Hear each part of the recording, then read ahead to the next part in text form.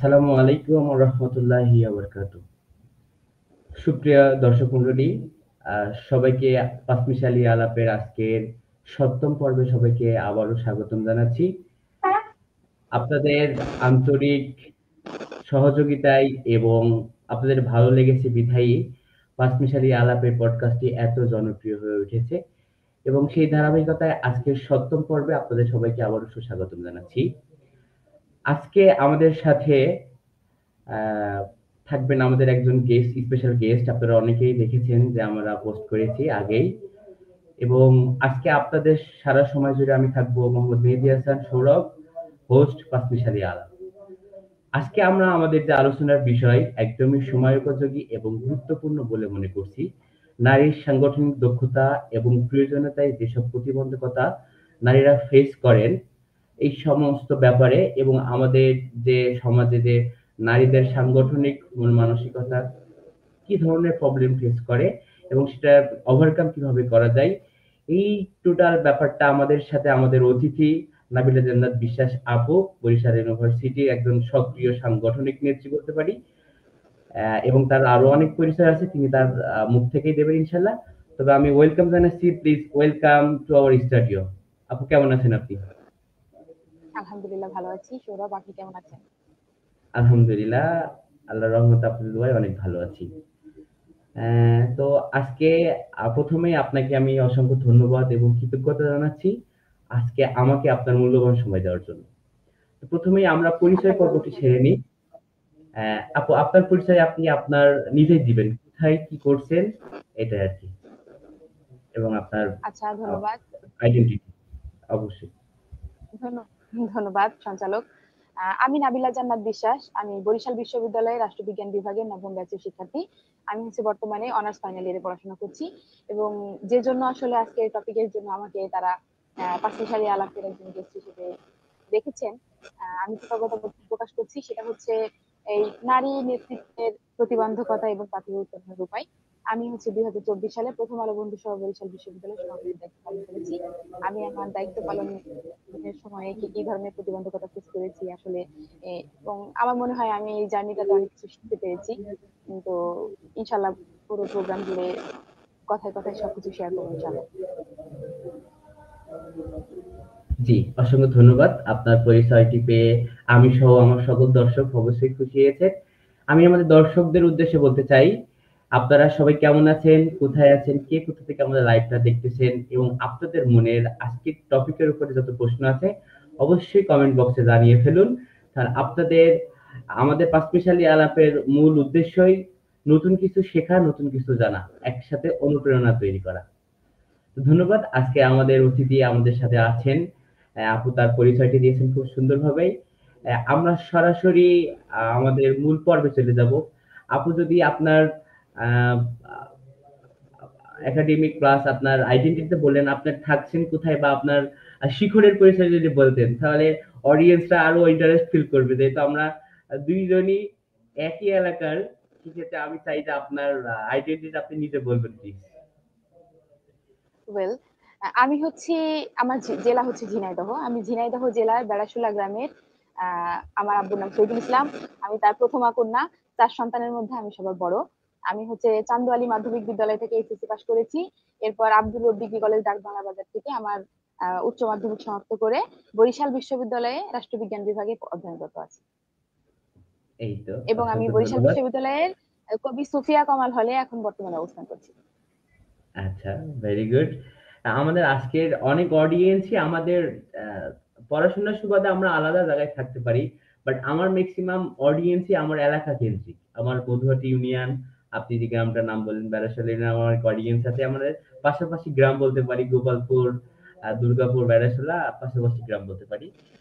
তো আমার যারা অডিয়েন্স আজকে আছেন তারা অবশ্যই জেনে পেরে খুশি হয়েছেন যে আমরা কিন্তু একই এলাকার। বাট এটা কি আহ, কালের পরিক্রমায় এবং আহ, লেখাপড়ার সুবাদে আমরা আছি বিভিন্ন জায়গায়। আমি সবাই জানেন বর্তমানে ঢাকাতে অবস্থান করতেছি।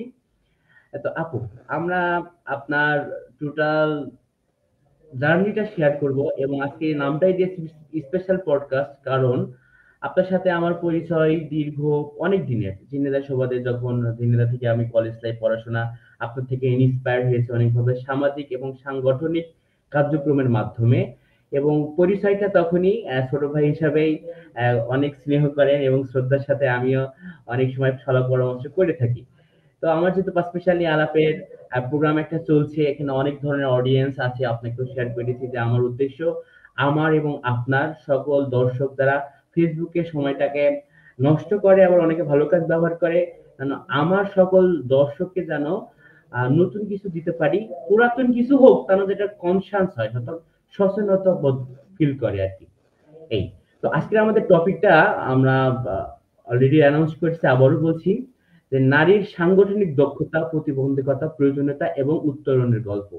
কারণ আমরা জানি একটা পরিবারের মিনিস্টার অফ দ্য হাউস যাই বলি না কেন, এটা হাস্যরস ভাবে বলি আর যেভাবে বলি না কেন, এটা কিন্তু খুব একটা গুরুত্বপূর্ণ ব্যাপার যে একজন সচেতন মা, একটা সচেতন গৃহবধূ চাইলে কিন্তু একটা টোটাল সংসার টাকায়, এবং উনি চাইলে তো সব ম্যানেজমেন্টটাকে সুন্দরভাবে করতে পারে।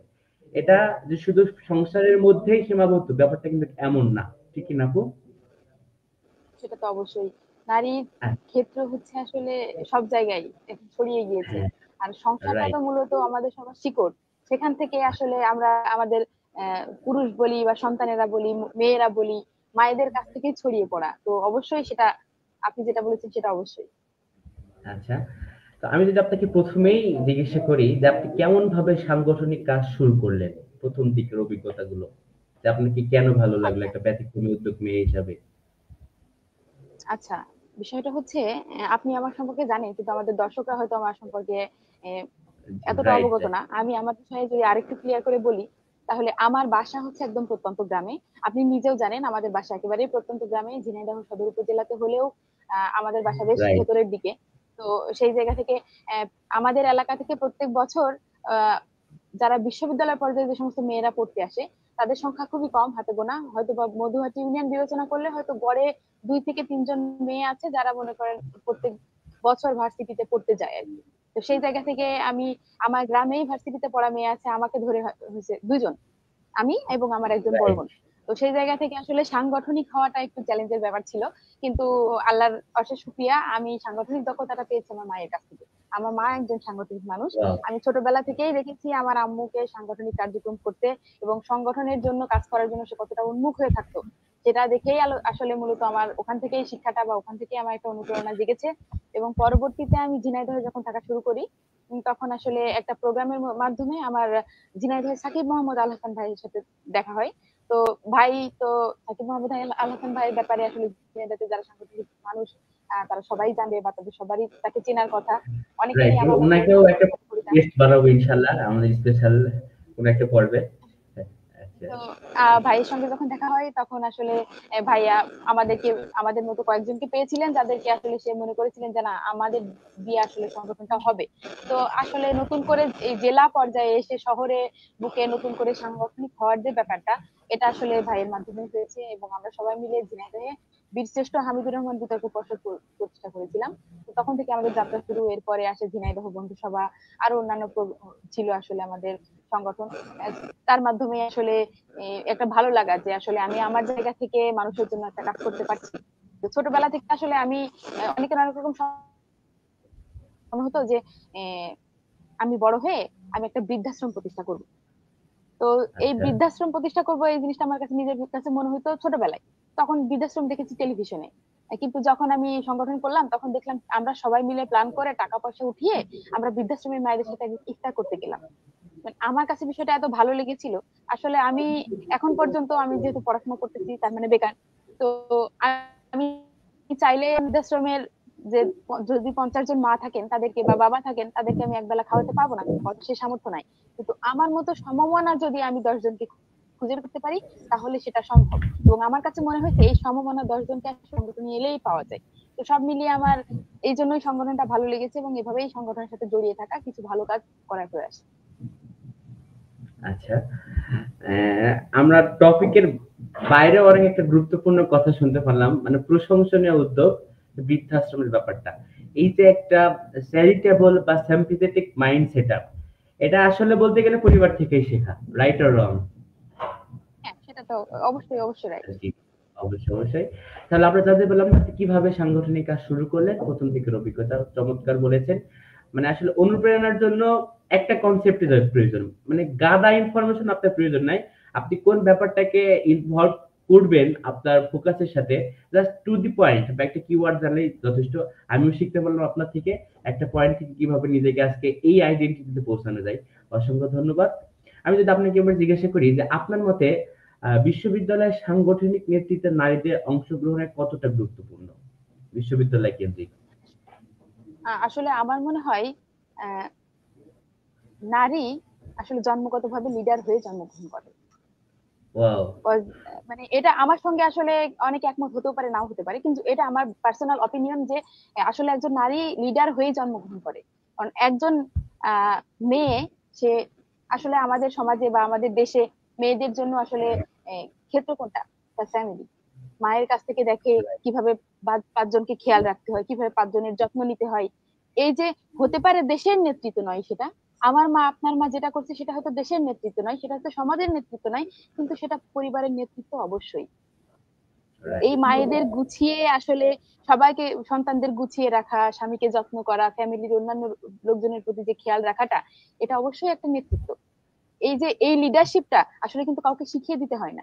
একজন মেয়ে রাইট, নারী মানে জন্মগ্রহণ করার সাথে সাথে আসলে তার ভেতরে এই বিষয়টা চলে আসে।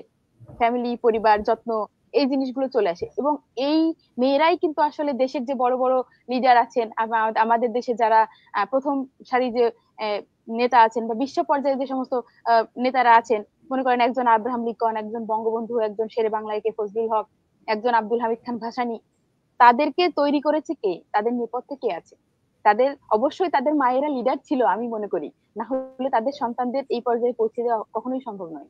এবং এটার বাস্তব প্রমাণ আমি নিজে, আমার মা একজন লিডার, তাই আমি এই জায়গায় এসে এরকম একজন লিডার হতে পেরেছি। তো সব মিলিয়ে আসলে আমার নিজের কাছে যেটা মনে হয় সেটা হচ্ছে যে আসলে এই যে বিশ্ববিদ্যালয় পর্যায়ে, রাইট। হ্যাঁ আমি বিশ্ববিদ্যালয় পর্যায়ে এসে একটা সংগঠনের সভাপতি হয়েছিলাম বা দায়িত্ব পালন করেছি, রিসেন্ট সে দায়িত্বটা শেষ করেছি। তো বিশ্ববিদ্যালয় পর্যায়ে আসলে নারীদের, যারা বিশ্ববিদ্যালয়ে, বাংলাদেশের মেয়েরা আসলে বিশ্ববিদ্যালয়ে পড়ে কত পার্সেন্ট, সেটা আসলে আগে আমাদের চিন্তা ভাবনা করার বিষয়। তো সেটা দেখা যাবে 50%-এর অনেক নিচে মেয়েদের হার। বিশ্ববিদ্যালয় পর্যায়ে আসলে মেয়েদের আসা একটা বর্তমানে একটা চ্যালেঞ্জের ব্যাপার। বর্তমানে বাংলাদেশে এখনো অনেক মেয়ে আছে যারা মনে করেন আহ এই সুযোগটা পায় না। গার্ডিয়ানের অসচেতনতা হোক বা পারিবারিক বা সামাজিক অসচেতনতা হোক, এখনো আমাদের প্রত্যন্ত অঞ্চলে, গ্রাম বা অনেক শিক্ষিত ফ্যামিলিতেও আছে যারা আসলে ছেলেদেরকেই আসলে শিক্ষিত করার ব্যাপারটাতে বেশি গুরুত্ব দেওয়া হয়। মেয়ে সন্তান থাকলে ঠিক আছে, ভাই বোন দুজনের ভিতরে যে মেয়ে, তাকে বিয়ে দিয়ে দেওয়া হয়, যে ছেলে তাকে পড়াশোনার জন্য চেষ্টা করা হয়। তো বিশ্ববিদ্যালয়ে আসলে মেয়েদের সংখ্যাটাই অনেক কম। তো সেই জায়গাতে আসলে বিশ্ববিদ্যালয়ে মেয়েদের সংগঠন করা আমি মনে করি খুবই জরুরি, এবং এটা আসলে খুব দরকার। Because এই যে সাংগঠনিক যে ব্যাপারটা, সমাজের সাথে জুড়ে থাকা, রাষ্ট্রের সাথে জুড়ে থাকা, সর্বোপরি বিশ্বের সাথে জুড়ে থাকা, এটা আসলে খুবই প্রয়োজনীয়। এবং এটা পরবর্তী জীবনেও অনেক কাজে লাগে। যেমন আহ আমি সাপোজ আমি একটা স্কুলের টিচার হতে চাই, তো সেখানে আসলে আমার আন্ডারে আরো, আমার সঙ্গে আমার যারা হচ্ছে কলিগ আছে, 5 জন কলিগ আছে, 200-500 স্টুডেন্ট আছে। তো তাদেরকে যে হ্যান্ডেল করার যে ব্যাপারটা, আমার মনে হয় একজন যদি সাংগঠনিক যোগ্যতা তার থাকে, 5 জনকে কাজ করার, নিয়ে কাজ করার, বা 5 জনের সাথে মিলে কাজ করার যে যোগ্যতা, এটা যদি সে অর্জন করতে পারে, নট অনলি বিশ্ববিদ্যালয়, যে কোনো পর্যায় থেকে যদি সেই সাংগঠনিক শিক্ষাটা যদি সে পায়, তাহলে আমার মনে হয় না যে সে আসলে কোনো ক্ষেত্রে হোক, চাকরি ক্ষেত্রে বা সাংসারিক ক্ষেত্রে বা যে কোনো ব্যবসা ক্ষেত্রে, আমার মনে হয় সে হুট করে এরকম মনে করবে না যে আমি অকুল পাথারে পড়েছি। এই ফিলটা তার হবে না। এবং সবচেয়ে বেশি যে জিনিসটা তৈরি হয় সেটা হচ্ছে আসলে কথা বলার যোগ্যতা। আমাদের অনেকে আছে এরকম যে মুখস্থ বিদ্যা করে বিসিএস ক্যাডার হয়ে গিয়েছে, কিন্তু তাকে যদি আপনি বলেন যে আপনি একটু 2 মিনিট কিছু বলেন, তার হাঁটু কাঁপে, সে কিন্তু বলতে পারে না। তো এই যে কথা বলার, 5 জনকে বুঝিয়ে বলার বা 5 জনের মাঝে একটা কথা বলার যে যোগ্যতা, আমার মনে হয় এটা বিশ্ববিদ্যালয় তৈরি করে দেয়। এবং আমাদের দেশে বা আমাদের সমাজে যেহেতু এখন নারী জাগরণের একটা সময় চলছে, মেয়েরা অনেক বেশি এগিয়ে যাচ্ছে, অনেক বেশি সুযোগ সুবিধা পাচ্ছে বা অনেক বেশি সচেতন হচ্ছে, এই সময় আসলে আমি মনে করি ইটস এ হাই টাইম মেয়েদের সংগঠনে আসা, সাংগঠনিক হওয়ার। তাহলে একজন মেয়ে যদি সাংগঠনিক হয়, তবেই কিনা সে তার নিজেকে পরিপূর্ণভাবে মেলে ধরতে পারবে, তার সুপ্ত প্রতিভাগুলো এখানে এসে সে আসলে বিকাশ করতে পারবে। একজনের সুপ্ত প্রতিভা এই নয় যে সে আলভা এডিসনের মতো বৈদ্যুতিক বাল্ব আবিষ্কার করছে, তার মাথায় ছিল আর কারোর মাথায় নেই। এর বাইরেও আসলে অনেক সুপ্ত প্রতিভা থাকে, ছোট ছোট অনেক প্রতিভা থাকে, সেটাকে আবিষ্কার করতে হয়। এবং আমার মনে হয় সেটা আসলে বইপত্র মুখস্থ করে আসলে সেই আবিষ্কার করা সম্ভব না, তার জন্য সাংগঠনিক সৌন্দর্যে আসা দরকার। এবং আমার মনে হয় মেয়েদের যে পিছিয়ে থাকার বিষয়টা, মেয়েরা যদি বেশি বেশি সাংগঠনিক হয়, এই যে আমি আমার সংগঠনের সুবাদে বিভিন্ন স্কুলে প্রোগ্রাম করেছি, স্কুলের বাচ্চাদের সাথে মিশেছি। তো হাই স্কুল লেভেলের বাচ্চা বা প্রাইমারি লেভেলের বাচ্চা আমার 5টা কথা শুনে তারা হয়তো বা ভাবতে পারে যে আমি এই আপুটার মতো বিশ্ববিদ্যালয়ে পড়বো। তো এই যে আমি এই জায়গা থেকে আসলে তাদের সামনে গিয়ে দুটো কথা বলতে পেরেছি। কিন্তু আমি যে স্কুলে পড়েছিলাম আসলে সেই স্কুলে আসলে আমার মতো এই সামনে দাঁড়িয়ে কেউ এসে বলার মতন কেউ কিন্তু এরকম ছিল না। তো আমার মনে হয় আসলে যদি এই মেয়েরা আরো বেশি লিডার হয়, বিশ্ববিদ্যালয় পর্যায়ে এসে আরো বেশি সাংগঠনিক হয়, তাহলে আসলে সেটা সমাজের জন্য খুব বেশি ইফেক্টিভ হয় বলে আমি মনে করি। সর্বোপরি আসলে মেয়েদের সংগঠন করার আসলে কোনো বিকল্প নেই। আমি নিজে মানে ব্যক্তিগতভাবে এটাই মনে করি। মানে আপনি কোনো নেতৃত্বে না আসলেও আপনার সংসার চালানোর জন্য সংগঠন প্রয়োজন, ঠিক কিনা? হ্যাঁ, অবশ্যই অবশ্যই প্রয়োজন, অবশ্যই প্রয়োজন। আচ্ছা। খুব সুন্দর বলেছেন। আজকে আমার অনেক অডিয়েন্স আছেন, মাতৃতুল্য বা আমার ভাই বোন আছেন, তারা দেখছেন এবং খুব চমৎকারভাবে কমেন্ট করছেন। যে অনুপ্রাণিত হওয়ার বয়সও নেই, শেষও নেই। যেকোনো মুহূর্তে যেকোনো জায়গা থেকে একেকজন অনুপ্রাণিত হইতে পারে। অসংখ্য ধন্যবাদ। আমার অনেকে কমেন্টে সালাম দিয়েছেন। আমি সবাইকে ওয়ালাইকুম আসসালাম জানাচ্ছি এবং বরিশাল বিশ্ববিদ্যালয় থেকে দেখছেন। অসংখ্য ধন্যবাদ। আপনি সহ আরো সবাইকে ব্যাপারটা জানানোর জন্য বা শেখার জন্য হোক, আপনি শেয়ার করবেন প্লিজ। আমি যদি আপুকে প্রতিবন্ধকতা এবং চ্যালেঞ্জের ব্যাপারে জিজ্ঞাসা করি। যেহেতু আমাদের সমাজ সবসময় একটা কি বলা যায়, ভালো আছে খারাপও আছে, রাইট? হুম, হ্যাঁ, সেই জায়গা থেকে নারী হিসাবে সাংগঠনিক নেতৃত্ব থেকে কি ধরনের বাধার সম্মুখীন হয়েছে, যেটা না হলে হয়তো আরো ভালোভাবে এগোনো যাইতো? আহ আসলে আমি এই প্রশ্নের উত্তরে আসলে আমি কিভাবে এক্সপ্লেন করবো, আসলে বিষয়টা আমি আহ, দেখি চেষ্টা করি আসলে এক্সপ্লেন করতে পারি কিনা। তো সেটা হচ্ছে আসলে নারী হওয়ার কারণে আমাদের সবাইকেই মানে প্রবলেম ফেস করতে হয়। সেটা মনে করেন রাস্তায় আপনি হাঁটছেন কিংবা বাসে ভ্রমণ করতেছেন, তো নারী হওয়ার কারণে আসলে আমাদের লাইফে প্রতিবন্ধকতা শেষ থাকে না। মানে অন্তত বাংলাদেশের মতো দেশে আর কি। তো সেই জায়গা থেকে আমি একজন লিডার ছিলাম, সেই হিসেবে আমাকেও অনেক প্রতিবন্ধকতা ফেস করতে হয়েছে। এবং প্রতিবন্ধকতা ফেস করেই আসলে আমাকে দায়িত্ব সমাপ্ত করতে হয়েছে। কিন্তু আসলে আমি আমার সাথে কিছু খুবই ভালো, খুবই আন্তরিক আমার সহযোদ্ধাদের পেয়েছিলাম, যাদের সহযোগিতা আমি উত্তরণ করতে মানে সক্ষম হয়েছি। কিন্তু আসলে আমার নিজের কাছে আসলে কিছু কিছু ক্ষেত্রে এরকম মনে হতো, সাপোজ আমি কোনো কাজের জন্য আমি একটা অফিসে গিয়েছি, সাপোজ ভিসি স্যারের সাথে দেখা করব বা আদার্স অন্য কোনো টিচারকে দাওয়াত দিব। তো আমাদের বিশ্ববিদ্যালয়ের ভিসি বা টিচার তারা অনেক বেশি আন্তরিক, মানে উম কখনো যদি জানতে পারছে যে আসলে প্রথম আলো বন্ধু সভা থেকে সভাপতি আসছে বা নাবিলা আসছে, তো স্যাররা যত ব্যস্ত ডেকে নিয়েছে। তো আমি এই আন্তরিকতাটা টিচারদের কাছ থেকে পেয়েছি। তো আমি তাদের কাছে কৃতজ্ঞ। তাদের কারণে আসলে খুব সহজ হয়েছে এটা সম্পূর্ণ করা। কিন্তু আসলে কিছু কিছু বিষয় থাকে আসলে যেগুলো আসলে ফেস করতে হয়, কিছু কিছু চ্যালেঞ্জেস থাকে। তো বিষয়টা হচ্ছে যে আমরা সাপোজ একটা প্রোগ্রাম বাস্তবায়ন করব, তো তার জন্য আমাদের একটা ফান্ড দরকার, যেহেতু বিশ্ববিদ্যালয়ে আমরা সবাই স্টুডেন্ট। তো আমরা দেখা যাচ্ছে কোথাও স্পন্সরের জন্য গিয়েছি। তো এরকম দেখতে হয়েছে যে আসলে উম, একজন মেয়ে আসছে, ঠিক আছে, ওকে বসে থাক, ও কি বলবে, মানে তার ভাব এরকম যে এ মেয়ে কি বলবে। মানে আমি যে কথা বলতে পারি বা আমি যে কিছু বলবো, আমাকে বলার সুযোগ তো দিতে হবে, বা আমি সুযোগ পেলে তবে না কথা বলবো। তো আমাকে না শুনেই কেউ যখন ভেবে নেয় যে শুধুমাত্র মেয়ে হওয়ার কারণে যে এই মেয়ে কি বলবে, তখন আসলে নিজেকে খুবই অসহায় মনে হয় যে সমাজ মানে কখন বদলাবে বা কবে এই কনসেপ্ট থেকে বের হয়ে আসবে। তো এই জন্য আসলে অনেক কিছু প্রতিবন্ধকতা ছিল, যেটা আসলে উত্তরণ করা সম্ভব হয়েছে। হয়তো এই ব্যাপারগুলো না থাকলে হয়তো আরো বেশি স্মুথলি হ্যান্ডেল করতে পারতাম। এবং আমি যে সংগঠনের সাথে যুক্ত ছিলাম, সেই সংগঠনের বর্তমান সভাপতিও একজন মেয়ে। আমি আশা করি যে এই ধারা অব্যাহত থাকবে এবং পরবর্তীতে আসলে এই থেকে মানে এই যে ট্যাবু, এটা থেকে বের হয়ে আসতে মানুষ সক্ষম হবে। নট অনলি ওম্যান, সে একজন মানুষ। মেয়েদেরকে মানুষ রাইট। হিসেবে আসলে বিবেচনা করা খুব বেশি জরুরি। আর এখন বর্তমানে একটা মেয়ে একটা ছেলে থেকে কোনো অংশে কম নয় যে তাকে কম মূল্যায়ন করা হবে। তো সব মিলিয়ে আসলে কিছু চ্যালেঞ্জেস ছিল। আর মেয়েদের বিষয়টা আসলে আমি হচ্ছে সংগঠনের সভাপতি দায়িত্ব গ্রহণ করার আগে থেকে আমি বিবাহিত। তো আমি হচ্ছে আমার বিয়ের পরে হচ্ছে আমি আমার এই দায়িত্বটা গ্রহণ করেছি। সব মিলিয়ে আমার জন্য বেশ চ্যালেঞ্জেস ছিল। কিন্তু আসলে আমি স্পেশালি থ্যাংক থ্যাংক জানাইতে চাই আমার হাজবেন্ডকে, কারণ ও অনেক বেশি সাপোর্টিভ। এরকম হয়েছে যে আমার কালকে একটা প্রোগ্রাম আছে, তার একটা ব্যানার ডিজাইন করতে হবে। আমার সংগঠনের যে ব্যানার ডিজাইন করে সে অসুস্থ বা সে আসলে সময় দিতে পারছে না, ওই ব্যানার সে ডিজাইন করে দিয়েছে আমাকে। যে ওয়াও, সো পোস্টারটা সে আমাকে রেডি গ্রেটফুল। করে দিয়েছে, সেই প্রেজেন্টেশন রেডি করে দিয়েছে।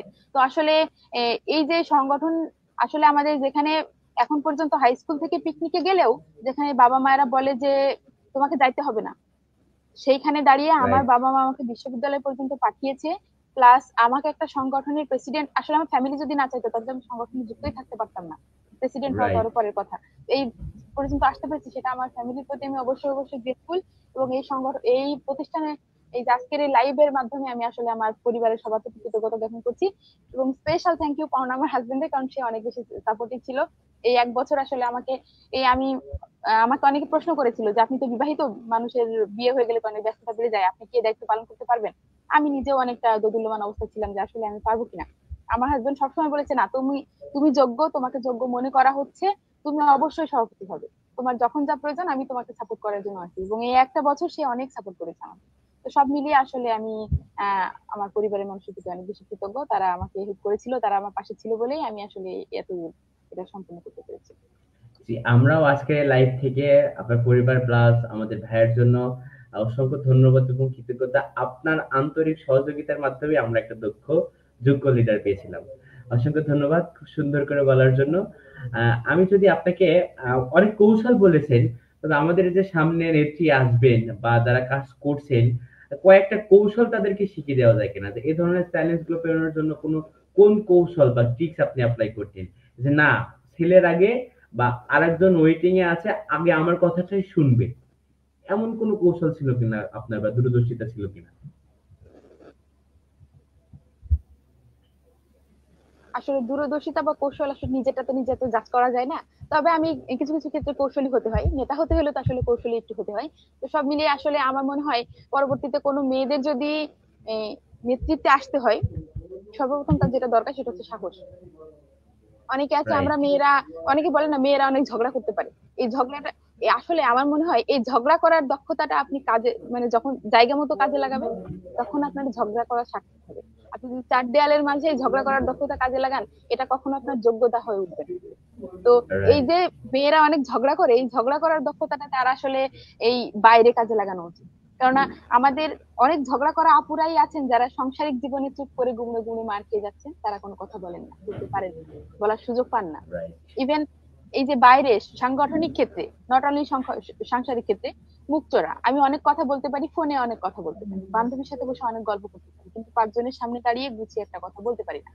বা একজনকে এই তুমি এটা কেন করছো, ভয়েস রেইজ করার যে ব্যাপারটা, হুইসেল ব্লোয়িং করার যে ব্যাপারটা, এটা আসলে মেয়েদের মধ্যে অনেক কম। চোখের সামনে একটা কম। অন্যায় হচ্ছে, রাইট। তাকে সেটা বলতে পারি না। কেউ একটা কিছু বলছে, তাকে না বলতে পারি না। এই না বলার যে যোগ্যতাটা, এটা আসলে মেয়েদের ভিতরে অনেক বেশি দরকার। তো আমার মনে হয় সাহসী হতে হবে, সাহসটা অনেক বেশি প্রয়োজন। এবং আমি আসলে আমার মনে হয় সেই জিনিসটা আমি পেরেছি, সংকোচ কাটিয়ে উঠে সাহসী হতে পেরেছি বলেই হয়তো বা আমি সফলতার সাথে এটা উত্তরণ করতে পেরেছি। এবং এই যে 5 জন দাঁড়িয়ে আছে বা 5 জন আছে বা 5 জন নেই, কিন্তু আমাকে যে গুরুত্ব দেওয়া হচ্ছে না, এই যে গুরুত্ব দেওয়া হচ্ছে না, এই বিষয়টা আসলে আহ, সাহসিকতার সাথে উত্তরণ করা দরকার। কারণ আপনি যখন বলবেন এই আমাকে কেন, আমি তো একটা কথা বলতে এসেছি, আপনি আমাকে কেন সুযোগ দিচ্ছেন না, তখন সে উল্টো দিক দিয়ে সে যার সাথে কথা বলতে এসেছেন সে বলতেও পারে, এই আপনি চুপ থাকেন তো, আপনি এত কথা বলেন কেন, বললাম তো বসেন। এই যে বললাম তো বসেন, এই কথায় যদি আপনি থেমে যান, তাহলে আপনাকে থেমে থাকতে হবে। আপনাকে এই কথার পাল্টাতে কিছু বলার শিখতে হবে। আপনার এই ঝগড়ার যে এক্সপেরিয়েন্স আছে, এটা এখানে কাজে লাগান। আমি ঝগড়া করতে বলছি না, হয়তো আমার দর্শকরা অনেকে ভুল বুঝতে পারে যে আপু মনে হয় ঝগড়া করতে বলছে। না, ঝগড়া করতে বলছি না। আপনি এই উচিত কথাটা বলেন যে আমি একটা সংগঠন থেকে এসেছি, আমি একটা বিশ্ববিদ্যালয় পর্যায়ে থেকে এসেছি, বা আমি একটা কাজের কথা বলতে এসেছি, আমাকে শুনতে হবে, আমাকে বলার সুযোগ দিতে হবে। আপনি আমাকে আমাকে না শুনে তো আপনি আমাকে থামিয়ে দিতে পারেন না। রাইট। একটা ছেলে যদি এখানে আসতো, আপনি কি অগ্রাহ্য করতে পারতেন? আমাকে কেন অগ্রাহ্য করছেন? আমাকে সুযোগ দিন, আমি একটু কথা বলি, আমি কি বলি শোনেন। পছন্দ না হলে আমি চলে যাবো, কিন্তু কিছু বলার সুযোগ দিন। তো আসলে আমাদের মেয়েদের মানে ওই কেউ কিছু বলে পেছনে দাঁড়িয়ে আমরা এই যে এইভাবে যে হাত কচলাই, এভাবে একটু হাত কচলাই, আমরা ওই মানে সাহস পাই না যে সামনে গিয়ে যে কিছু বলবো। এই বা এই যে সাহসিকতাটা আসলে আমাদের মধ্যে খুব অভাব। এবং আমি আমার নিজের সাংগঠনিক যারা আছে দেখেছি, আমার সহযোদ্ধারা, সে সমস্ত মেয়েদের কাছে ওই জিনিসটা অভাব। এবং আরেকটা যে জিনিসটা খুব বেশি দরকার আসলে, এই যে ইগনোরেন্স এর ব্যাপারটা, যা কি কি চ্যালেঞ্জ ফেস করতে হয়, আমি তো নিজের লিডারশিপের অভিজ্ঞতা বলছি। আমি যদি অ্যাজ এ সাংগঠনিক আমার নিজের অভিজ্ঞতার কথা বলি, তো ও, সেখানে দেখা যেত যে আমাদের অনেক শুধু আমার এখানে না, আমি আমার সংগঠনের কথা বলছি না, অন্যান্য অনেক সংগঠনে এরকম হয় যে একটা প্রোগ্রাম হচ্ছে, সার্টিফিকেট ছাপাতে যেতে হবে। সাপোজ একটা চিত্রাঙ্কন প্রতিযোগিতা হয়েছে, তার জন্য 5টা বা 10টা সার্টিফিকেট ছাপাইতে হবে। এই যে সার্টিফিকেটটা তৈরি করতে দায়িত্ব দেওয়া হচ্ছে একটা ছেলে, ব্যানার বানাইতে হবে, দায়িত্ব দেওয়া হচ্ছে একটা ছেলেকে, 10টা চেয়ার ভাড়া করতে হবে, দায়িত্ব দেওয়া হচ্ছে একটা ছেলেকে। তারপরে একটা পিকনিক আছে, তার জন্য ডেকোরেশনের কিছু মালামাল লাগবে, দায়িত্ব দেওয়া হচ্ছে একটা ছেলেকে।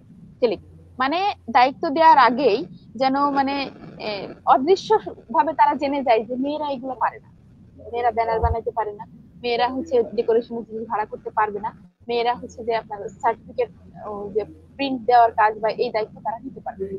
মেয়েরা কি করবে, পিকনিকের দিন যাবে, গিয়ে রসুন পেঁয়াজ কাটবে, তারপর রান্না করবে। এটা মানে অটো সেট করা থাকে। তো এই এই ধারণাটা থেকে বের হয়ে আসতে হবে। আসলে মূলত আপনি, আমি যে বললাম যে মেয়েদের এগিয়ে আসতে হবে, আসলে সুযোগ না পেলে আসলে এগিয়ে আসা হবে না। আপনি যখন একজন জুনিয়র সাংগঠনিক হিসেবে যোগদান করবেন, তখন আপনার যারা সিনিয়র সাংগঠনিক আছে, তারা যদি আপনাকে সেই গুরুত্বটা দেয়, এজ এ সাংগঠনিক গুরুত্ব দিয়ে আসলে এই জায়গাগুলোতে আপনাকে তুলে ধরে, তাহলে আপনি নিজেকে বিকাশ করার সুযোগ পাবেন। অন্যথায় আপনাকে ওই পেঁয়াজ রসুন কেটে চলে আসতে হবে। তো আমার মনে হয় আসলে যারা লিডিং পর্যায়ে থাকে, অনেকে আছে আমি এরকম দেখেছি যে মেয়ে মেয়ে সভাপতি কিন্তু আসলে দায়ী, সে নিজে মেয়েদের দিয়ে অন্য কোনো কাজই করায় না, বা মেয়েদেরকে দায়িত্ব দিতে ভয় পায়, তবে এগুলো ছেলেরাই করে। আমার মনে হয় দায়িত্ব, মেয়েরা দায়িত্ব নিতে পারে সব থেকে বেশি, একটা সংসারের দায়িত্ব নেয়, একটা সন্তানের দায়িত্ব নেয়। এই এই মেয়েদেরকে দুর্বল মনে করা কেন? তাদেরকে দায়িত্ব দিতে হবে। এবং আমি এখানে আসলে উল্লেখ করতে চাই, সাকিব মোহাম্মদ আল হাসান ভাই একটা কথা বলতো যে, তুমি সংগঠন করো, কোথায় পার্টি ভাড়া পাওয়া যায় তুমি জানো না, তোমার সংগঠন করার কোনো দরকার নেই। একজন সাংগঠনিক জানে না যে কোথায় ডেকোরেশনের দোকান, কোথায় ব্যানার বানাইতে হয়, এগুলো জানে না একজন সাংগঠনিক, তার সংগঠন করার কোনো প্রয়োজনীয়তা নেই। তো আসলে আমার মনে হয় যে এগুলো জানা খুব দরকার, হোক সেটা সামাজিক সংগঠন, হোক রাজনৈতিক সংগঠন, কোথায় কি আছে বা আসলে কোথায় কি হয়, কিভাবে কি হয়, এটা যদি আপনি না জানেন, আপনি কেন একজন সাংগঠনিক? একজনের সাথে আপনার পার্থক্য কি? একজন র্যান্ডম পার্সনের সাথে আপনার পার্থক্য সাংগঠনিক হিসেবে কখন হবে? যখন র্যান্ডম মানুষের থেকে আপনি আলাদাভাবে ভাবতে পারবেন। একজন রাস্তায় একটা কলার খোসা পড়ে আছে, একজন হেঁটে চলে যাচ্ছে, আপনি যদি তার পাশ দিয়ে হেঁটে চলে যান, তারপরে ফেসবুকে যদি দেন যে স্টার্টেড নিউ জব উইথ অমুক সংগঠন, তাহলে আপনার সংগঠন করার আসলে কোনো প্রতিফলিত হয় না, যে আপনি যখন সংগঠক এটা প্রতিফলন করে না। একজন র্যান্ডম পার্সন একটা রাস্তায় কলার কলার খোসা দেখে, একটা ইটের খোয়া দেখে হেঁটে চলে যেতে পারে, কিন্তু একজন সাংগঠনিক ওই কলার খোসা রাস্তায় ফেলে রেখে আসতে পারে না, সেই কলার খোসাটা উঠাবে, পাশে ডাস্টবিনে ফেলে দেবে।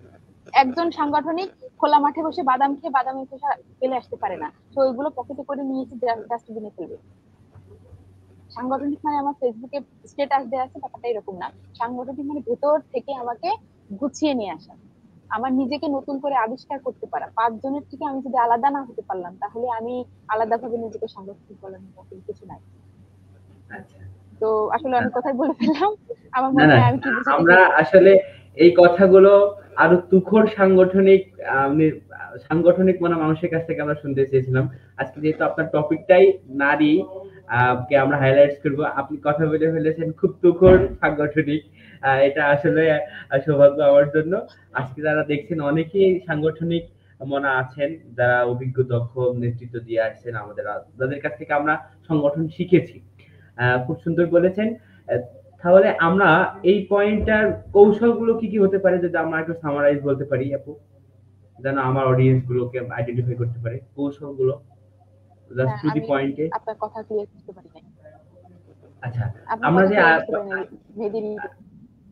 জি, এখন কি শোনা যায় আমার কথা? হুম, হুম, ওকে। আচ্ছা, আমরা যে পয়েন্টটা নিয়ে আলোচনা করলাম, এটার তো বিস্তার আলোচনা হলো। আমরা যদি টু দি পয়েন্টে কয়েকটা ওয়ার্ডে বলতে চাই যে কৌশলগুলো কি কি, যে দূরদর্শিতা, আসলে কর্তৃত্বনির্মূলতা, সাহসী, এইগুলো আপনি করতে পারি, রাইট অর রং? হ্যাঁ, হ্যাঁ, অবশ্যই, অবশ্যই, অবশ্যই প্রতিদ্বন্দ্বিতা হতে হবে, এবং দূরদর্শী হতে হবে, সাহসী হতে হবে, এবং চ্যালেঞ্জ নেওয়ার সক্ষমতা থাকতে হবে, অবশ্যই। রাইট। এই কৌশলগুলো আমরা যদি অবলম্বন করতে পারি, আশা করি যে আমাদের সামনে কোনো বাধাই বাধা মনে হবে না। Right or wrong? সেটা অবশ্যই, রাইট। অবশ্যই রাইট। এবং সাথে জি, সাথে জি। পারিবারিক সাপোর্ট কিন্তু এখানে অনেক বেশি জরুরি। অবশ্যই, অবশ্যই। আজকে আমি আশা করছি আপনার ফ্যামিলি থেকেও দেখতেছেন এবং আমাদের ভাইয়া মহোদয় ব্যক্তি উনিও দেখতেছেন। উনি, আমি মনে করি উনি প্রাউড ফিল করবেন লাস্টের দিকে একটা পয়েন্ট আছে অবশ্য, তাকে নিয়ে আপনার কাছ থেকে কিছু কথা শুনবো ইনশাল্লাহ। তো এ পর্যায়ে আপনার যদি সংক্ষিপ্ত আকারে যে বাস্তব কোনো অভিজ্ঞতা উদাহরণ দিবেন কিনা, যে অলরেডি অনেকগুলো উদাহরণই দিয়েছেন, তবু যদি 1 মিনিট একটা উদাহরণ দিতেন, যে নিজের বাস্তব অভিজ্ঞতা থেকে উদাহরণ দিবেন, যে আপনার মনে হয় যে ছেলে মেয়েদের তুলনায় এই ক্ষেত্রে এই ধরনের বিভিন্ন ধরনের ফেস করেছেন আপনি, যারা আজকে যারা দেখতেছেন তারা যেন অনুপ্রাণিত হতে পারে।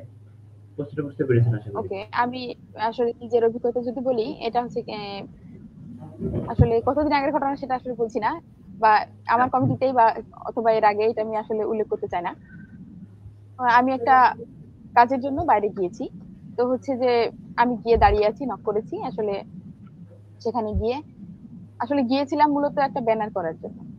তো যেখানে গিয়েছি ওখানে শুধু আমি একাই মেয়ে, আর বাকিরা যারা আছে তারা ছেলে বা কাজ কার্যক্রম করছে। তো আমি গিয়ে আসলে আমার যে ব্যানার করতে হবে আমার ডিটেলসটা বললাম। তো ঠিক আছে আপনি বসেন। তারপরে 10 মিনিট পর আবার বললাম ঠিক আছে আপনি বসেন।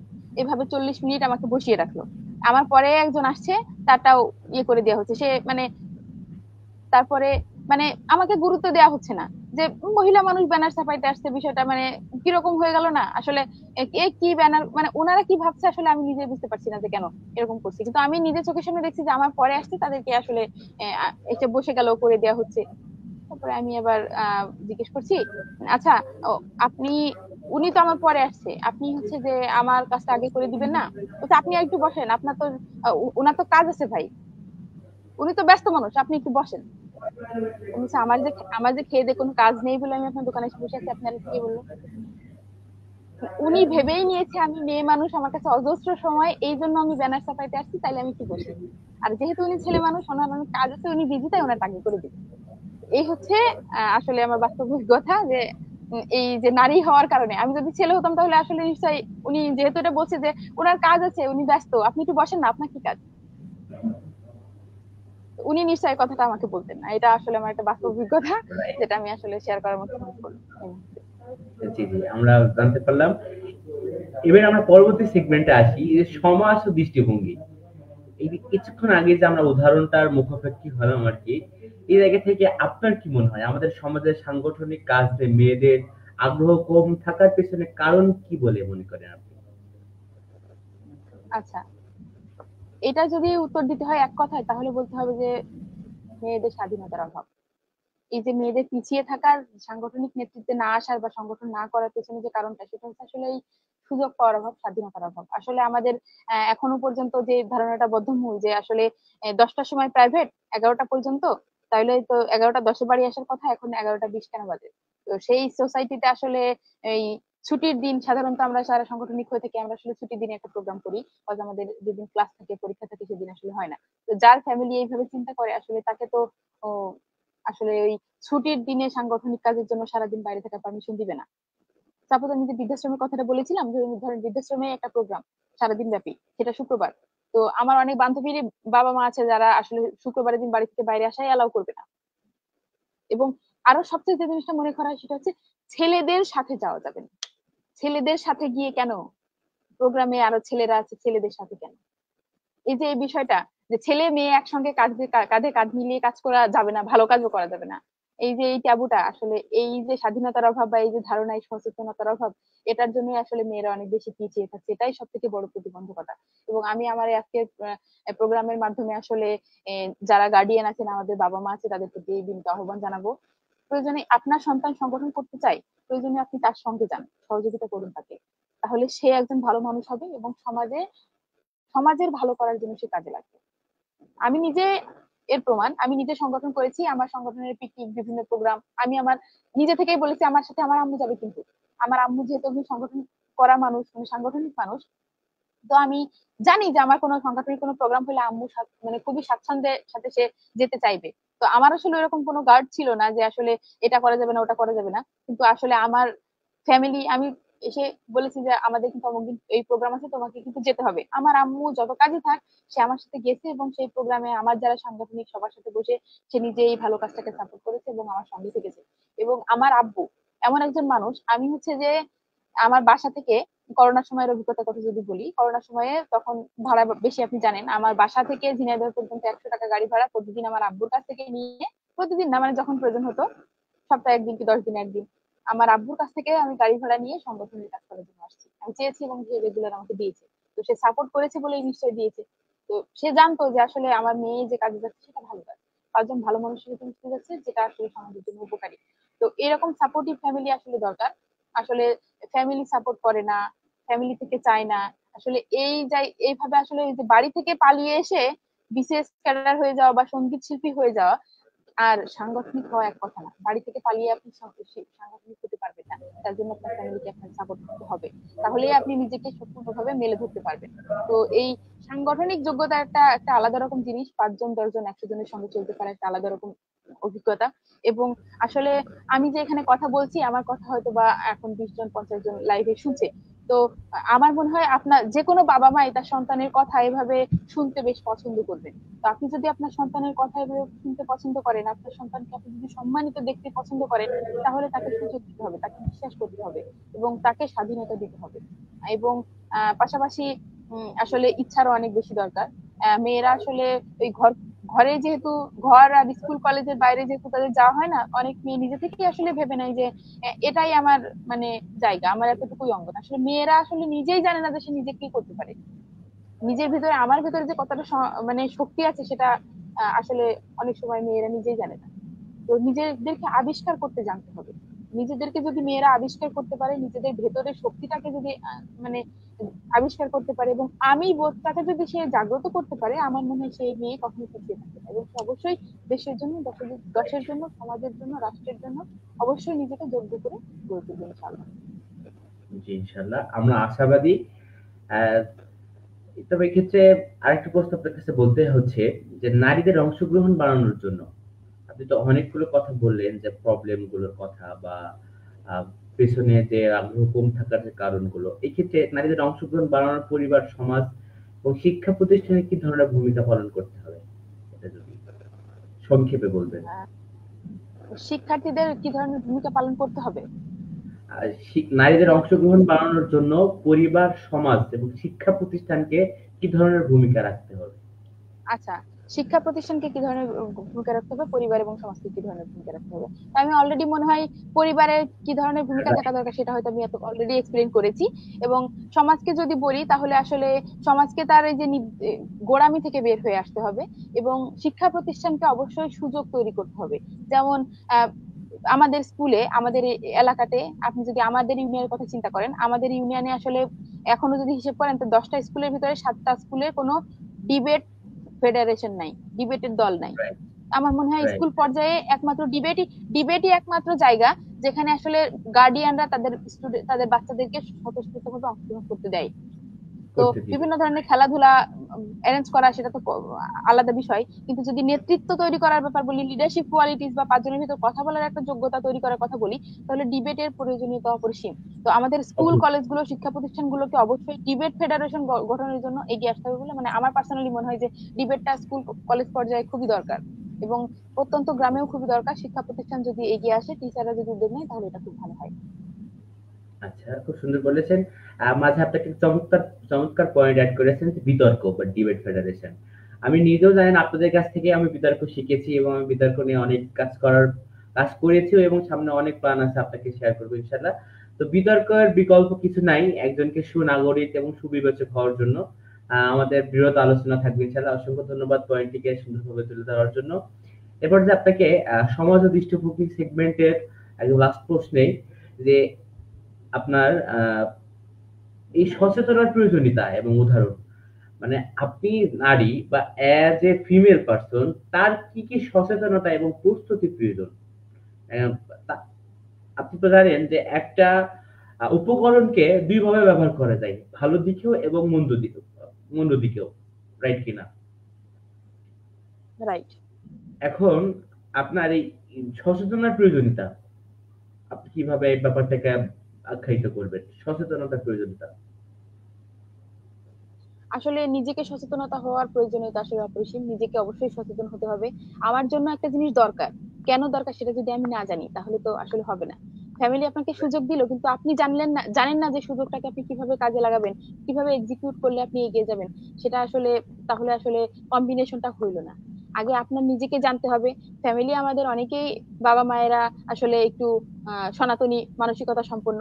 আপনাকে নিজেকে আগে জানতে হবে আমি কি করতে চাচ্ছি, তারপরে ফ্যামিলিকে বোঝান সুন্দর করে, তাদেরকে বলেন। আমার মনে হয় আসলে যেটা আমি আগেই বললাম যে আপনার বাবা মা অবশ্যই আপনাকে এরকম একটা সম্মানীয় জায়গায় দেখতে পছন্দ করবে। আপনি 5 জনের জন্য ভালো কাজ করছেন, অবশ্যই পিছন থেকে টেনে ধরবে না। তারা অবশ্যই ভালো কাজের জন্য উৎসাহী করবে, কিন্তু আপনাকে জানতে হবে আপনি কোন ভালো কাজটা করতে চান। সেই জন্য আপনাকে অবশ্যই দায়িত্বশীল ভূমিকা পালন করতে হবে সমাজের জন্য, রাষ্ট্রের জন্য, পরিবারের জন্য, যেটা মঙ্গলজনক। আসলে আপনি যে ভালো কাজ করতে চান, এই যে আমি আমার কথা বললাম, ছোটবেলা থেকে আমি স্বপ্ন দেখতাম যে আমি বৃদ্ধাশ্রমে একটা একটা বৃদ্ধাশ্রম আমি প্রতিষ্ঠা করব। তো এটা আমার ফ্যামিলিও জানতো। তারা এরকম অনেক সময় বলেছে আমার আব্বু আম্মু যে আমাদের যেহেতু ছেলে সন্তান নাই, তোমাদের বিয়ে থাও দিয়ে কি করব, একটা বৃদ্ধাশ্রম বানাই দিও, আমরা সেখানে থাকবো, আর আমরা অন্য যারা মুরব্বী আছে তাদের সাথে গল্প গল্প সল্প করবো। আমার ফ্যামিলির কথা, এটা অনেক ছোটবেলার কথা, যে তারাই বলছে যে বাসায় একটা বৃদ্ধাশ্রম করে দিও, আমরা হচ্ছে তাদের সাথে গল্প সল্প করবো। তো এই যে কনসেপ্টটা আমার নিজের কাছে আসলে ফ্যামিলি থেকে এই যে বীজ বপনটা হয়ে গিয়েছে। তো যখন আমি বড় হয়ে একটা সংগঠন করলাম, আমার ফ্যামিলিতে যখন বললাম যে আমি বৃদ্ধাশ্রমের মেয়েদের সাথে ইফতার করতে যাব, তখন আমার বাবা আমার মা তারা নিজেরাই বলতেছে ঠিক আছে আমাদের নামে চাঁদা জমা দাও, আমরাও যাব তোমার সঙ্গে, আমরাও ওয়াও। যাব তোমার সঙ্গে। তো এই জায়গাটা আসলে আহ, এই জায়গাটা আসলে কিভাবে ক্রিয়েট হয়েছে? তো এটা আসলে পরিবার থেকে শুরু হয়েছে এবং আমি সচেতনতা অবলম্বন করেছি তাই। তাহলে আমি যদি ভুলে যেতাম আসলে যে আমার ফ্যামিলিতে কবে সেই ছোটবেলায় কথা হয়েছিল, গল্প ছল হয়েছিল, সেটা আর আসলে এত দরকার নাই। আসলে আমরা মোবাইলের পিছনে প্রচুর সময় ব্যয় করি, আমরা এমনিতেই হুটহাট আউটিং এ হ্যাং আউটে প্রচুর সময় ব্যয় করি, কিন্তু আমার যে এজ এ পার্সন দেশের প্রতি মানে আমাদের সমাজের প্রতি কিছু কর্তব্য আছে, কিছু দায়বদ্ধতা আছে, সেটা আমরা ভুলে যাই। আমি বিশ্ববিদ্যালয়ের স্টুডেন্ট হিসেবে আরেকটা জিনিস অ্যাড করতে চাই। আমি বিশ্ববিদ্যালয়ে পড়াশোনা করি সরকারি টাকায়। এই টাকা সরকারি টাকা না, এটা জনগণের টাকা। একটা রিক্সাওয়ালার টাকা আছে, একটা কুলি মজুরির টাকা আছে। এই টাকাই আমি হচ্ছে যে বিশ্ববিদ্যালয়ে পড়াশোনা করি। তো আমার সমাজের প্রতি, দেশের প্রতি আমার একটা দায়বদ্ধতা আছে, যেহেতু তাদের টাকায় আমি লেখাপড়া করি। তো তাদের অবশ্যই আমার কাছে কিছু পাওনা আছে। তো আমার নিজের জায়গা থেকে যদি আমি দায়িত্বশীল না হই, তাহলে আসলে পরিবার কোনো টাকা হবে না। জি। অনেক সুন্দর বলেছেন, অসংখ্য ধন্যবাদ। আগে নিজেদেরকে সচেতনতা করতে হবে যে আসলে আমি কি চাই বা আমার উদ্দেশ্যটা কি। তাহলে পরিবার আশা করি Yes. বুঝবে ইনশাল্লাহ। তো আমরা আমাদের প্রোগ্রামের একেবারে শেষ পর্যায়ে চলে এসেছি। আমাদের এই পরবর্তী সেগমেন্টটা উত্তরণের উপায় এবং প্রেরণায়। আপুকে জাস্ট একটা প্রশ্ন করবো আমি, যে আপনার মতে একজন মেয়েকে, I repeat that and mention, একজন মেয়েকে সাংগঠনিক কাজে যুক্ত করতে হলে কিভাবে প্রস্তুতি নেওয়া উচিত আপনি মনে করেন? প্রস্তুতি বলতে আসলে আহ, সংগঠন তো বিভিন্ন রকমের আছে, আপনি কি ধরনের সংগঠনে যুক্ত হতে চান তার উপর মানে ভিত্তি করবে আপনার প্রস্তুতি। যদি আমি আপনি যদি আপনাকে আরেকটু ক্লারিফাই করি, আপু ইন্টারাপ্ট করছি, যে একজন মেয়ে হিসাবে, আপনি ছেলে না, তার মানে সমাজের আহ, মানে কি বলে স্বাভাবিক নিয়ম পেরিয়ে, বাধা পেরিয়ে, তাহলে আপনাকে নিজেকে কিভাবে মেন্টাল সেট আপমেন্ট প্রয়োজন, বা আপনার কাছে আপনি সঠিক কিনা, সঠিক বা এইভাবে একটু প্রস্তুতি প্রয়োজন কিনা একজন মেয়ে হিসাবে?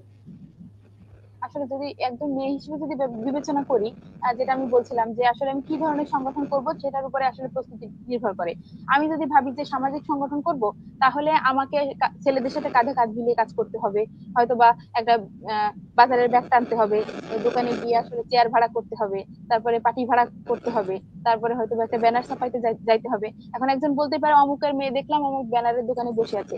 এই যে কটু কথাগুলো, এইগুলোকে আসলে জাস্ট ডোন্ট কেয়ার করার মতো ক্ষমতা থাকতে হবে, প্রথম কথা।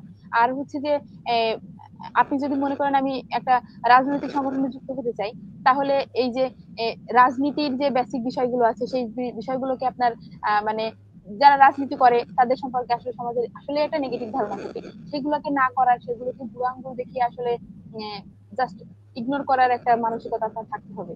আপনাকে মানুষের সমালোচনা গ্রহণ করার মতো ক্ষমতা থাকতে হবে। আপনার নিজের কাছে এটা সেট আপ থাকতে হবে যে যে যাই বলুক আমি আমার লক্ষ্যে স্থির। একজন আমাকে পাগল বলুক, একজন আমাকে আসলে ও ভালো মেয়ে না এটা বলুক, ঠিক আছে, আমি আমার জায়গায়, আমি তো জানি আমি ভালো মানুষ বা আমি ভালো মেয়ে, আমার পরিবার জানে আমি কি করছি। তো সেই জায়গায় আমি নিজের কাছে স্বচ্ছ আছি। আমি কারোর সমালোচনায় আমি দমে যাব না। এই লক্ষ্যে স্থির যদি কেউ থাকতে পারে, মানে এই, তাহলে সে নিজেকে আসলে তাকে কেউ দমিয়ে রাখতে পারবে না, এবং সে যে মেয়ে সেটা তার নিজেকে ভুলে যেতে হবে। আপনি যদি বারবার ভাবেন যে আমি তো মেয়ে, তাহলে সমাজ আপনাকে 5টা কথা বললে তখন সেটা আপনার গায়ে লাগবে। আপনাকে ভুলে যেতে হবে যে আমি যখন সংগঠন করবো আমি একজন মানুষ, সেখানে আমি আমার যোগ্যতার প্রমাণ দিব, মানুষ হিসেবে আমার যোগ্যতার প্রমাণ দিব। আপনি যদি নিজেকে বারবার কল্পনা করতে থাকেন আমি তো মেয়ে, আমি তো মেয়ে, আমি তো মেয়ে, তো সেই হিসেবে তাহলে আপনি এটা আসলে পরিবর্তন হতে পারবেন না। আপনাকে নিজেকে আগে মানুষ বলে বিবেচনা করতে হবে, তারপরে আপনি যা করবেন, আপনি সমালোচনা হোক বা যাই হোক, আপনি সেটা ফেস করতে পারবেন। রাইট। তবে একটা বিষয় মনে রাখতে হবে আমাদের, যেন আমাদের উদ্দেশ্যটা হওয়া লাগবে আমাদের সামাজিক এবং মানবিক। অবশ্যই সৎ উদ্দেশ্য হওয়া লাগবে। আমরা তিক্ত অভিজ্ঞতা থেকে বলা যায় যে অনেক ধরনের সাংগঠনিক কাজ আছে বা সংগঠন আছে। অনেক কর্মী থাকে বা অনেক সদস্য থাকে যে তাদের উদ্দেশ্য থাকে উল্টাপাল্টা। সেক্ষেত্রে কিন্তু পরিবারের একটা নেগেটিভ সেন্স তৈরি হয়েছে আমাদের নিজেদের কারণে। আমাদের নিজেদের বেখেয়ালি এবং উদ্দেশ্য আমাদের অসৎ হওয়ার কারণে। তো অসংখ্য ধন্যবাদ আপনাদেরকে যারা আজকের অডিয়েন্স ছিলেন এবং আছেন। আপুকে অসংখ্য ধন্যবাদ। আমরা প্রায় অনুষ্ঠানের একদম শেষের দিকে চলে এসেছি, প্রায় উপসংহারে। তো আজকের আলাপ থেকে আমরা অনেক কিছু, সত্যি অনেক কিছু শিক্ষণীয় ব্যাপার ছিল। লাবিনা আপু আমাদেরকে এত সুন্দরভাবে বিষয়গুলো শেয়ার করার জন্য, তার বাস্তব অভিজ্ঞতা এবং সংগঠনের যে তিক্ত অভিজ্ঞতা, মিষ্ট অভিজ্ঞতা ছিল আমাদেরকে খুব সুন্দরভাবে শেয়ার করার জন্য। আশা করি ভবিষ্যতে নারীরা সাংগঠনিক ক্ষেত্রে আরো বেশি শক্তিশালী ভূমিকা রাখবে এবং দায়িত্ব পালন করবে, নিজেদেরকে প্রমাণ করবে যে না, আমরা সমাজের গণ্ডি পেরিয়েও আমাদের ক্ষমতা এবং ভূমিকা রাখতে পারি। তো আপু, সর্বশেষ আমরা প্রায় শেষ করে দেবো ইনশাল্লাহ। অনেক সুন্দর আলোচনা হলো। আপনি আমার পডকাস্টে এই বিষয় নিয়ে আলোচনা করতে পেরে যদি অনুভূতি শেয়ার করতেন এক মিনিটে।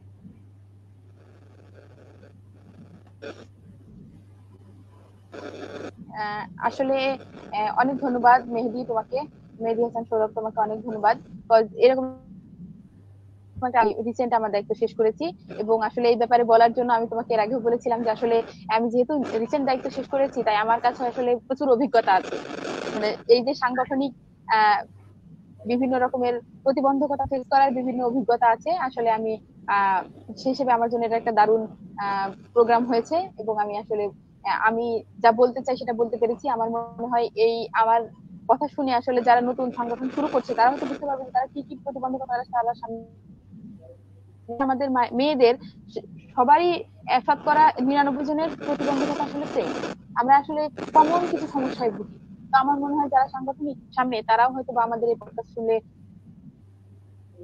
বা তারা সামনে আরো কি কি সমস্যা মানে সম্মুখীন হতে পারে সেটা সম্পর্কে তাদের একটা আইডিয়া হবে। তো অনেক অনেক ধন্যবাদ তোমাকে আমাকে এই প্রোগ্রামটাতে যুক্ত করার জন্য। আসলে আমার খুবই ভালো লেগেছে, I am blessed, I am honoured. তো থ্যাংক ইউ সো মাচ। এবং পাঁচমিশালী আলাপের সাথে যারা আছেন সবাইকে আমি আমার পক্ষ থেকে ধন্যবাদ জানাচ্ছি। আপনাকেও আমাদের টোটাল অনুষ্ঠানের যারা হোস্ট আছি, আমাদের টেকনিক্যাল টিম আছে, সবার পক্ষ থেকে অসংখ্য ধন্যবাদ এবং কৃতজ্ঞতা। সর্বোপরি সবাইকে একটা কথা বলতে চাই, আপনার উদ্দেশ্য যদি সৎ এবং নীতির মধ্যে থাকে তাহলে আপনি সফলতা পাবেন ইনশাআল্লাহ। তো এই কথা বলে আমাদের আজকের প্রোগ্রাম এখানে শেষ করছি। পরবর্তী পর্বে আবারও দেখা হবে নতুন কোনো বিষয় নিয়ে। সবাই ভালো থাকবেন, সুস্থ থাকবেন। ধন্যবাদ। আসসালামু আলাইকুম।